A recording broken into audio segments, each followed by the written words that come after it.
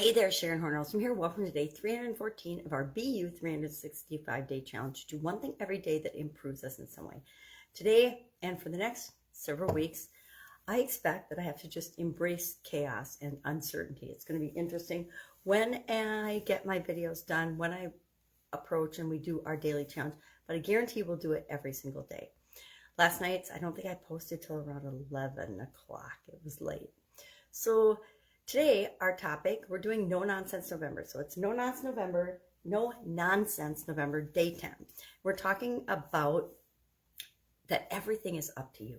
One of the biggest lessons I learned is that absolutely everything is up to me. I decide and make decisions and choices for my life, just like you do for your life, that lead us in a different direction. Sometimes they lead us down a path we want. Sometimes they lead us down a path where we learn some life lessons because we find out and discover things that we don't want. So today, for Supersize Your Business, to coincide with this particular topic, we're going to talk about how everything is up to you, and we're talking about how we hold someone accountable, meaning how do we hold ourselves accountable for things. So I had found 11 different ways to do that. I'm going to pop through those quick because I think it's worth repeating twice today and reminding myself twice, especially as I'm traveling and we're having to be really, really flexible with how and when we do different things. So how do we hold someone accountable? Well, the first person we need to hold accountable, and this has to do with businesses, so how would you hold other people accountable? But the truth is, the number one thing is leaders hold themselves accountable first, and that's what we all need to do. We need to set the example. We need to hold ourselves accountable to do the things we say we're going to do, to meet our commitments, to over-deliver and under-promise. So many people nowadays promise the world. We just are coming off the midterm elections. All the political promises that politicians make to different people and interest groups, yet they know when they're elected they can't possibly keep all the diverse promises and commitments that they make to people, right? Sometimes they can, sometimes they can't. But what more often than not appears to happen is that people fall into self-interest, which is what we're going to all do anyway. We have to take care of ourselves and those we love and care about first and foremost.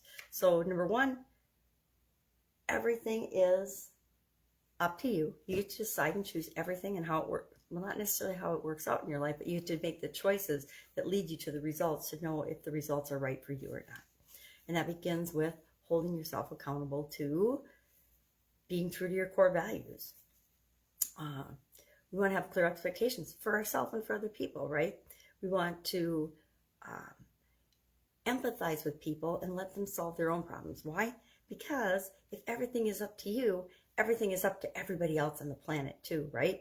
Now, we could digress into a philosophical discussion about how without rules and laws and ways of doing things and right and wrong, there'd be just chaos. Well, maybe, but that's not what I'm talking about. I'm talking about if everyone is accountable and personally responsible for themselves, their own behavior, their own reactions, their own feelings, their own desires and beliefs and effort put into things so that they know that they're earning the outcomes that they get and the results that they get, then a lot of the rules and the regulations that are really set for the bottom performers in any society, for the people that will do the wrong thing or break laws.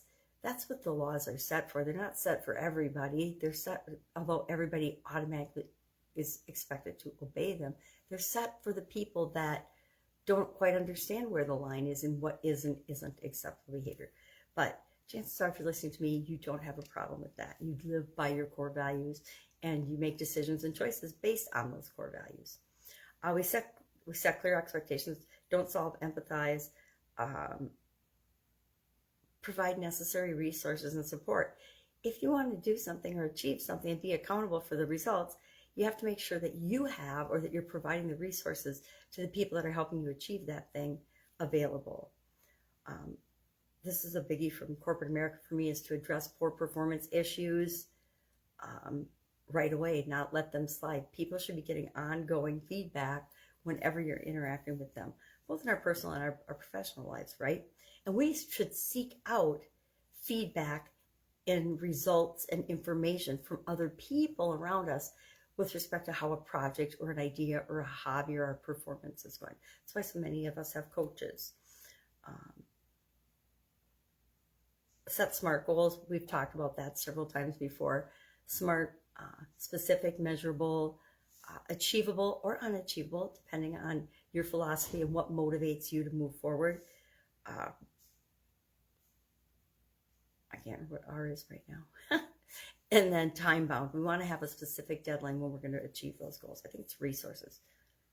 Anyway, provide data and information to yourself and other people. Make sure that you're seeking the information you need to know if you're moving in the direction of progressing toward what you want or not. And then don't lower your standards just because you try to do something and you don't achieve it the first time. Oh, that's good enough. I'm just not even going to try again. No, if it's in alignment with your core values, if it's something you really want, don't settle for less than achieving it. Just try something else. So that is our No Nonsense November for today. Everything is up to you. Everything is subject to your interpretation. Everything is filtered through your thoughts and feelings and beliefs. And we've talked about that before too. So our action today is just to pay attention to, as you go about different situations, how you instantly respond and react, and ask yourself, is that going to give me the result that I want in this situation? And if it's not, choose a different reaction. Otherwise, go with it and enjoy your day. Any questions, hit me up. Otherwise, I'll be with you tomorrow. Not sure where from, but I'll be here. Bye.